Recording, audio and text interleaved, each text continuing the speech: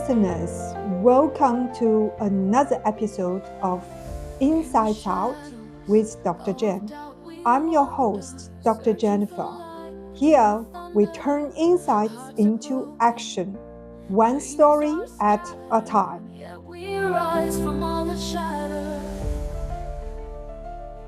Today, I'm very excited to have a very special guest joining me, Patricia.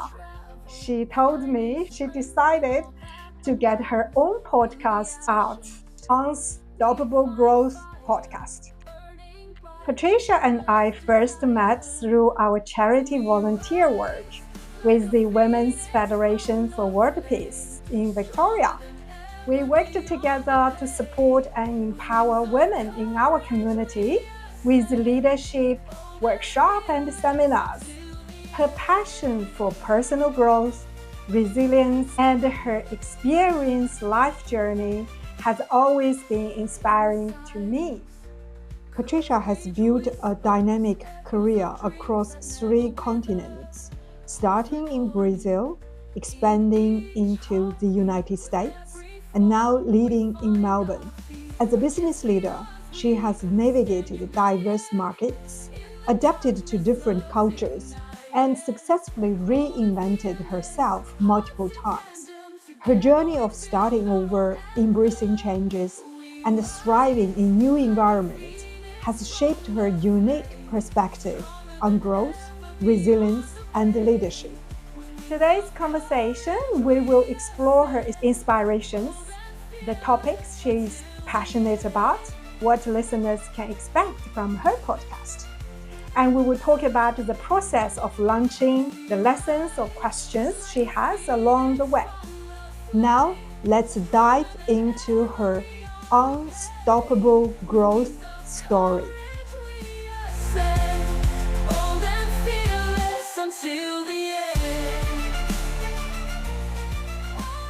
Patricia, welcome to my podcast. As we discussed before, launching a podcast is a very exciting but challenging journey. The best way to start is to actually do one yourself. Now, let me start from the very beginning. What inspired you to start this Unstoppable Growth podcast?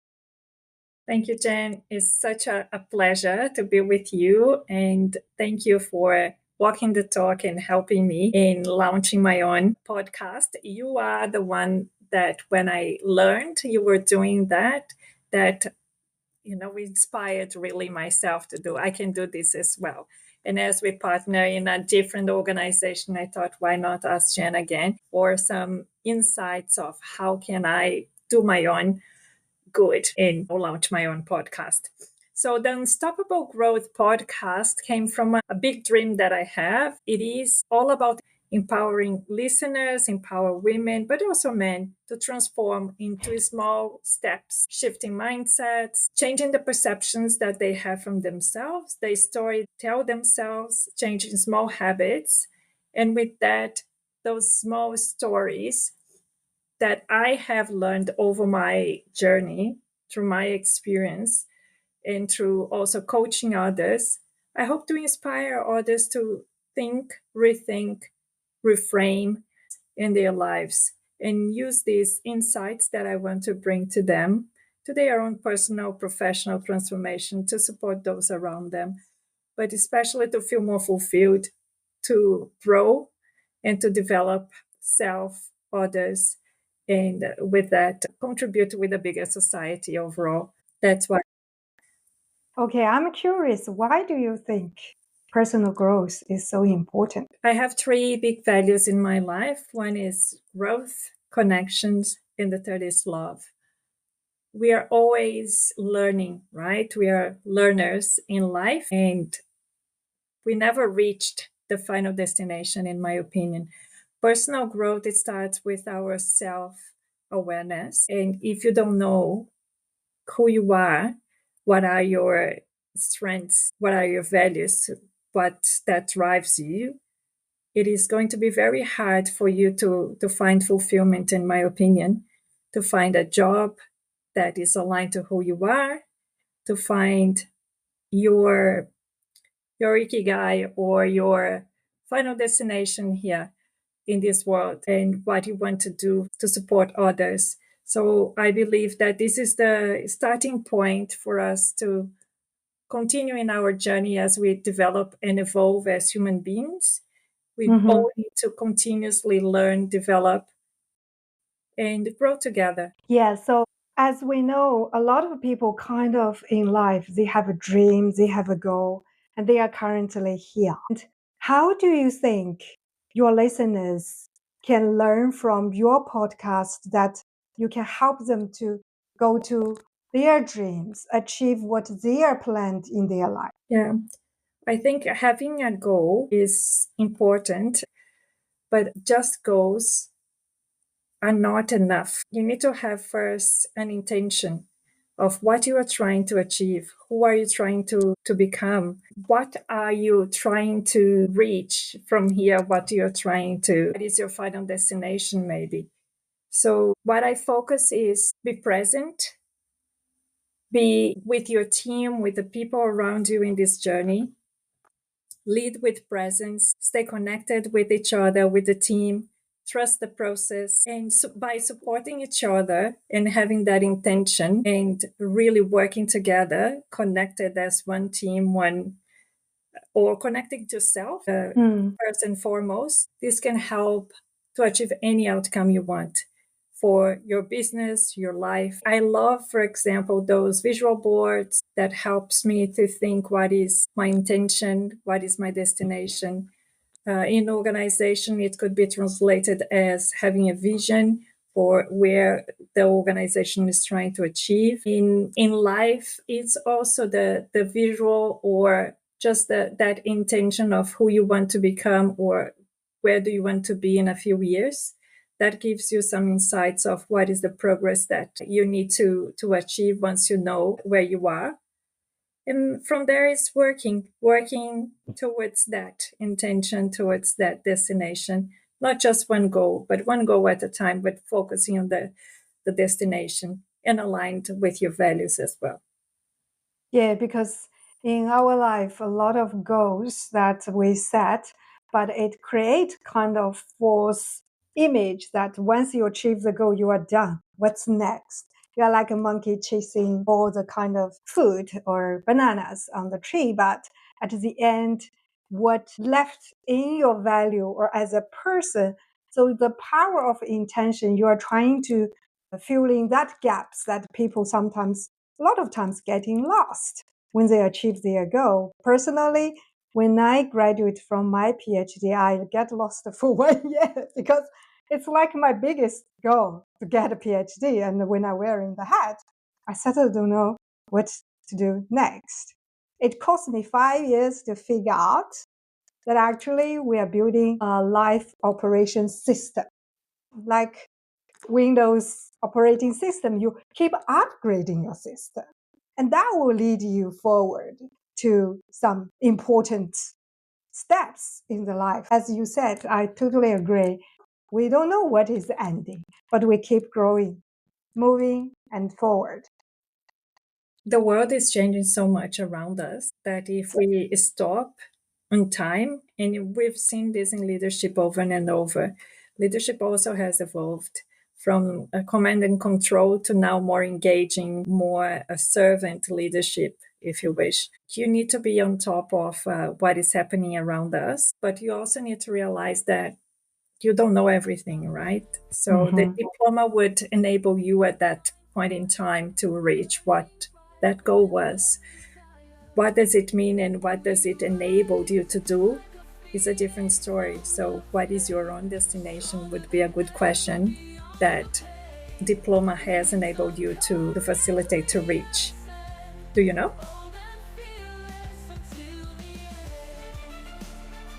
I actually tend to believe that the diploma or knowledge is just a part of internal system that we are trying to build on, because when you start, you were born, you are kind of empty, but then with more and more knowledge into your mind, but knowledge are dead until you try to apply to solve the real issues or problems in the world.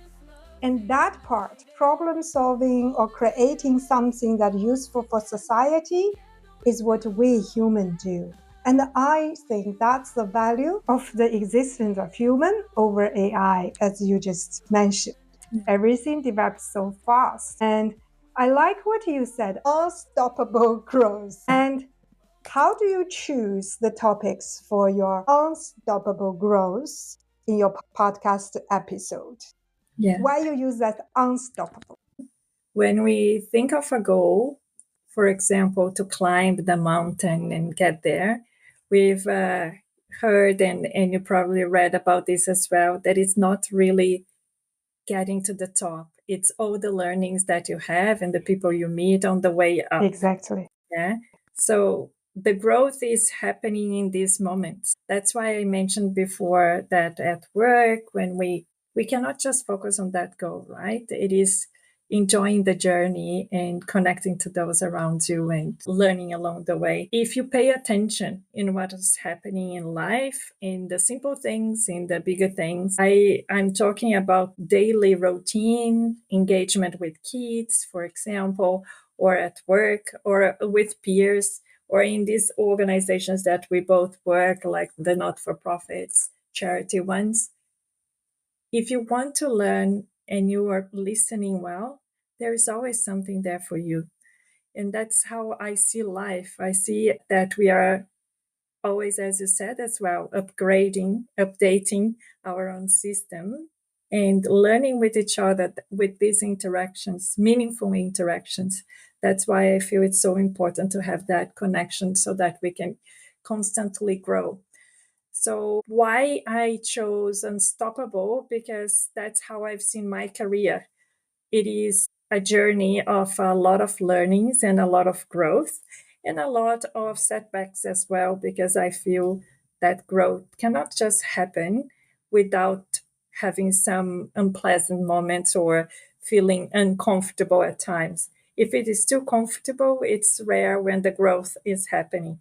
Growth really happens when things are pushing you forward and propelling you to something that you feel in your tummy. It's not always that comfortable.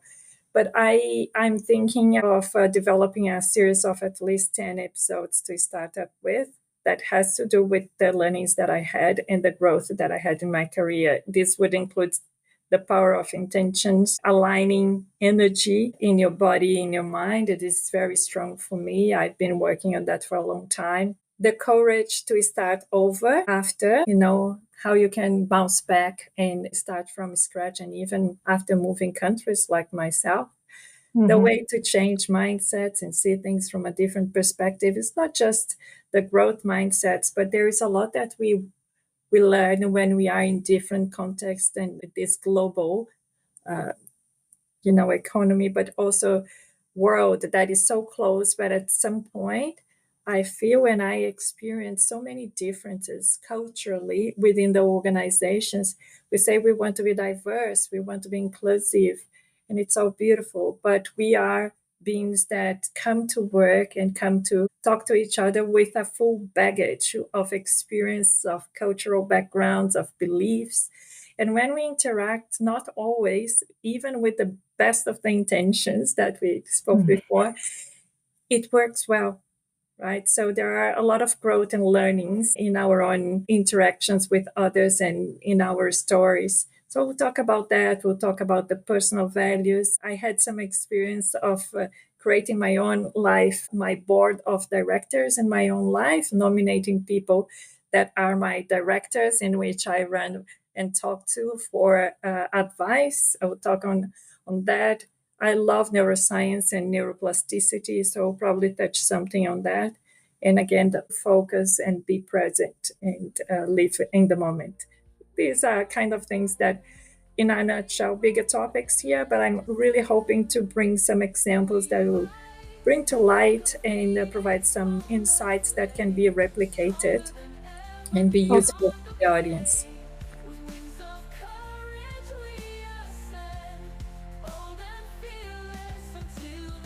So talking about examples, can you share with us biggest challenge, because you just mentioned You learn the best when you have lots of difficulties and you transform your life and you grow. So, can you share with us one of your defined moments that you feel that you have transformed? Personal story that ended up becoming a professional one. When I was younger, just left university, full of dreams, I applied for different programs like graduate programs. And at the time, I got this offer from Lotus, which was a company that became an IBM company. Mind you, that I did computer science in school, so that was a good opportunity to live in Texas. So at the time as well, I was working in another organization and I resigned to take that opportunity. And 3 months into the process of getting the visa to work from Brazil, that I'm originally from, to America, I received a phone call saying that I would need to wait because that opportunity was put on hold given that the company was going through a merger and they couldn't take me to that opportunity anymore, and for at least 6 months. What has happened to me was that I just then let go on my previous job, in which I was selected for a very big SAP project. And if you know about SAP, it's a big thing. And I was going to I was going to lead that project and got all the training. So that was a big setback for me, the first one. And in the end, I did by then 3 times my farewell party in that organization. I could not ask to go back. My friends did 3 different parties to celebrate. So it was very embarrassing to think of going back and asking to be in that project. I had to move on. So another organization that I was providing support and working with, they got to know that I wasn't going anywhere anymore. They offered me a job.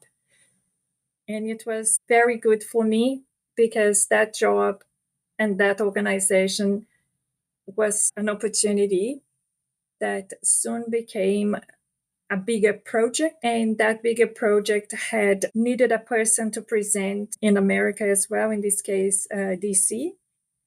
And I put my hand up to go and present there. And the way it has happened was like that. I traveled to present the project. And when I arrived, they liked the presentation and they said, we need somebody to lead this there. And then they spot, would you like to be the person? And I said, yes. They said, okay, so you need to stay here for 3 months so we can organize the visa and you cannot go back during this process. So I had to make a decision of changing life paths, destination careers like that very fast. And I just asked, can I call my mom to let her know that I'm not coming back? And that was the decision that I've done. And I believe that sometimes it was scary I didn't know anybody. I didn't have not even enough clothes for the week. I was just going to present something. But it was a great opportunity. And I believe that I had the maturity, the courage to say yes. And that's what changes sometimes for people that feel I do not deserve, I am not good enough, I don't have all the knowledge. I didn't honestly even think of any of that. Just said yes. And I took the job. And one of my colleagues that was working with me in Brazil, he moved there as well a few months after. And we were working together. And he and I started more in a personal level, dating, and eventually got engaged. What has happened there is that after a few months, 6 months that we were there, I was still in the process of the visa. He resigned and decided to come back to Brazil. And then comes the cultural part that is not always pleasant. I believed that I had to go back with him. After all these turns and changes, and I said to my company, I'm going back to Brazil because I am to get married. And they said, then you're giving up of your opportunity here. That I thought I had the bravery to say yes, but I didn't have the bravery to say no to my then fiance. So I went back to Brazil. I let go on that opportunity. I found another job. in Sao Paulo this time. I was living in Porto Alegre at the time. And I had to adjust. I had to start all over. I found a job, I started again. And with that job, I again had different opportunities. Guess what? After 6 months with this fiance, we broke up. Yeah, I would think. Will you regret it? I then told myself that I was going to do an MBA, and this MBA would be an international MBA, which is what I wanted to do in America. And I just didn't think back. I just, in my life, Jen, because of all the changes, I just moved forward. I learned what I have to learn. And I think the biggest learning for me was I have to always be brave and feel what is important and not act Mm. with what others, the society, or the expectations of others, of course, are out of me. That is what allowed me to then have that courage to start again. And many times, these are some examples that I can tell you that I stopped, started, learned, adjusted, grew, and continued.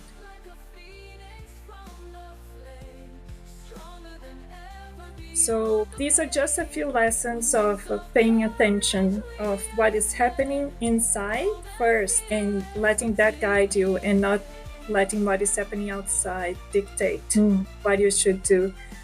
At work, I had other examples of when I was in São Paulo in this new job, I ended up landing into financial market, which is a very aggressive industry. If you've worked there too, you're in finance, I believe you Yes. understand better than me. But I worked in a bank, an investment bank, for 3 years.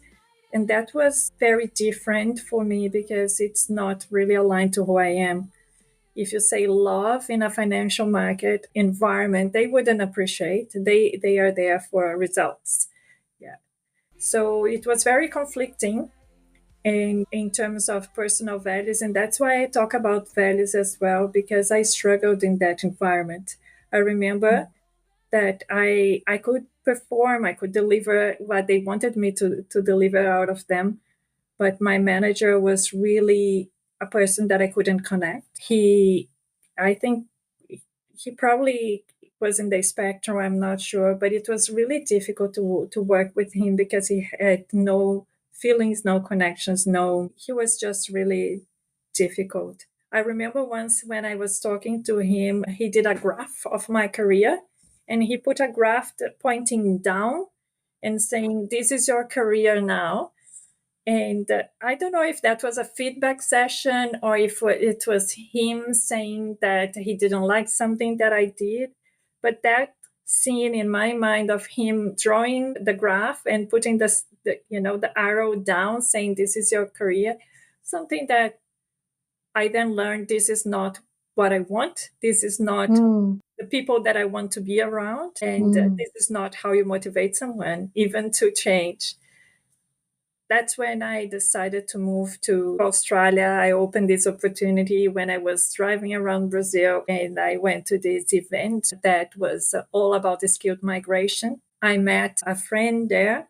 This friend had family here. We started talking about Australia, came to visit. He came to visit me. Eventually, this became my husband. And that's how things changed again. And I came to work in Australia, but I knew that I couldn't work in a bank anymore. I then pursued career into the not-for-profit sector. I started with housing, and that's when the alignment came from me because first, I love Australia because how inclusive we are and diverse this community is, and everybody's welcome in this country.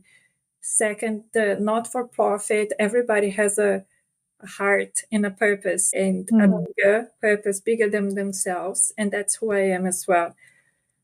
I felt that I was much more fulfilled working for an organization that had this purpose behind it and people that also were driven by love and connection. The only thing that I didn't have in that job was the growth. In Brazil, you would expect your manager or somebody around you to guide you, to mentor, to coach. Here in Australia, the experiences that I had is you have to do yourself. You need to seek your own growth and develop yourself. The company will give you the space for you to deliver what they want you to deliver, but will not develop the individual. That part is something that I've been exploring myself over the years, because I can't believe that once we learn what we learn, as we were talking before, one diploma is it. This is not the destination. It's not climbing to the top. It is a journey. So I'm still learning, I'm still developing, but all these small stories that I mentioned to you that really describe some big events in my life, good and bad, is what made me more resilient and look always forward in a positive spin. Because if I look back, I see all this happened for a reason, as we say, and there were lots of learnings. And more than all, I think that made me stronger. And I know that I can start over and over and over, and it'll be okay because I'm okay in the. Wow, what a very inspiring story, especially all those up and downs. I would think you joined the bank. Did they pay you well? Yes, that they did. Oh, I was very impressed because in the first month, this boss that was really focused on outcomes, he actually apologized. They were distributing the bonus. He apologized that that month it wasn't that much. And it was basically, I think, 10 times what I used to receive in the other organization. And I said, okay, it's very easy for us to get used to receiving a lot of money. It enables you to do a lot of things, right? And it was amazing. But still, I got sick so many times in that space. I don't believe that that was worth it. And life gives you or shows you the way. You today I still do not make the same money that I used to make in the bank. However, I can say that I'm much more in alignment. I Yeah. enjoy my life. I can do everything that I want to do. I could Mm. travel more with my family and create more experiences. That's the only thing that I believe I could do more. But everything else, it's okay. It's working and it's so much more in peace and in alignment than ever before. Excellent to hear. But I want to tell you, investment bankers are not always all that depressive. I have my boss, my first job in Kaplan. My boss was from investment banking, and he is actually my mentor and my business guidance. A lot of leadership skills is what he teach me, and until today, I'm still grateful to him. Now, I did a podcast with him, and I asked him lots of questions. I still learning from him. Talking about that, you just said that you cannot grow alone, right? You need some help for growth. So, who are your mentors in your personal growth and the leadership to shape your style of today? Just to go back before we go for my current mentors, I want to talk about one mentor that coach and boss that also helped me in a different setting, still into the investment fund, not investment bank. After investment bank, I worked a little bit in an investment fund before coming to Australia. And you're right, not all people in the financial market are like that. There is hope, right? But this boss was amazing, and I will explain you why. He was a person that would always challenge me and to develop things on my own. He would give me, as I said, this is the intention, that's the destination. Now I need you to create something to get there. And I would give it a go without knowing all, but I would give it a go and I would try.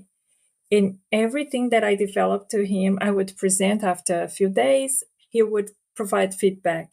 His feedback was very constructive. He would always say something around, oh, that's great, but how about we change that? How about we that? How about at the end of the day, how I started and where we landed, it was completely different. He would change 100%. It's not 80, 100% of how I started. But all along the caring way he provided the feedback, it was so constructive. And I was so appreciative. He was teaching, guiding, coaching, giving his own experience of why we were doing those changes, that made me feel always, always supported. So on feedback, it's how you deliver, right? And this man was amazing, and he was a coach just before coming to Brazil. But I have few people that inspire me to do my own work. One of them, it's Brené Brown, as I mentioned before. I love the books that she writes. I love how genuine and how heartful she is, and all the conversations. And that's something that resonates a lot. I have currently two mentors, one in the energy space. His name is Yair Sagi. He is from the Infinite Being Academy, and he helps me to connect and to breathe and to be present and feel infinite as an infinite being. And that is something that makes me feel better, make clearer decisions every day that I meditate or connect to nature or myself. That's where I find I am at my best. So this is my, if you wish, spiritual energy coach. I also work with a group of women in a mastermind called Elevate Her. And this is coached by Heather. Heather, she is the founder of the Elevation Company. And she gives us this coaching and mentoring once a month. Love discussing with her, entrepreneurial ladies, and also people that are looking also to always grow and develop. So what is next in our intention and destination is what we talk about and discuss our goals. And of course, I not as every month as a structured approach as coach or mentor. I get inspiration a lot from the Women Federation for World Peace, where we work alongside Anne, in a sense that we want to support the cause, the women. We know the difficulties that or the challenges that women go through. And I feel more connected sometimes to support the other females and contribute with that. And I learned a lot from Anne and from that group every time and every interaction. So it's more of a coaching without a name or a branding there. That's how I feel. So these are the ones that I've been using at the moment more and more. Yeah, we rise from all the shadows. Patricia and I had such an insightful conversation that went on over 1 hour. I'm still editing the second part, but I can't wait to share with you guys the first half because it's packed with so much value. For Patricia, this has been such a fantastic conversation. I love how your podcast is built on personal value, real experiences, and a genuine passion and mission to help others to grow. The topics you plan to cover, like energy alignment, rewriting our stories, and becoming the CEO of our personal life, are so powerful and much needed in today's world. For our listeners, if you are excited about Unstoppable Growth podcast with Patricia, be sure to follow her on LinkedIn at Patricia Vaz. I will put her LinkedIn name in the description. If you also want to launch your own podcast, then today is a good day to take action. Start with clarity. Define why you are doing it, what you want to share, and the value you bring to your listeners. Just like Patricia, take a moment to map out those 3 things for yourself. In the next episode, we're going to dive into Patricia's leadership stories, how she overcome her life's challenge, and her heartful advices for us to live a meaningful and purposeful life. In the next episode, I will also share my top podcasting tips, how to launch professionally using only free resources. So stay tuned. Till next time, keep moving and keep growing.